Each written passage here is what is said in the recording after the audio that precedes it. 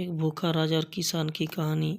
एक बार राजा भेष बदलकर रात में नगर का भ्रमण कर रहा था। अचानक वर्षा होने लगी। उसने एक मकान का दरवाजा खटकाया। अंदर जाकर राजा ने गिरिस्वामी से कहा, मैं कई दिनों से भूखा हूँ। भूखे के मारे मेरे प्राण निकल रहे हैं। जो कुछ हो मुझे तुरंत खाने के दे दो। गिरिस्वामी अपनी पत्नी व बच्चों से 3 दिन से भूखा था। घर में अन्न का एक दाना तक न था। बड़े संकट में पड़ गया। उसे समझ नहीं आ रहा था कि वह अपने भूखे अतिथि को कहाँ से भोजन करे। तभी उसके मन में एक विचार आया। वह घर से बाहर निकला और घर के सामने एक दुकानदार से 2 मुट्ठी चावल चुराया। उस गिरिस्वामी ने अपनी पत्नी से उन चावलों को पकाकर उन्हें अतिथि को खिलाने को कहा। अगले दिन दुकानदार ने राजा के पड़ोसी की शिकायत की और कहा कि उसने दुकानदार से चावल चुराए हैं। राजा ने तत्काल उस व्यक्ति को बुलाया और चावलों की चोरी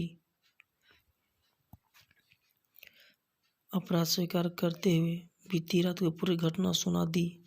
हाथ जोड़कर कहा, महाराज, मेरा स्वयं का परिवार 3 दिन से भूखा था। मैंने अपने लिए चोरी नहीं की और ना ही कभी करता, चाहे प्राण निकल जाते, परंतु आधी रात को मेरे घर पर आए अतिथि को भूखा नहीं देख सकता।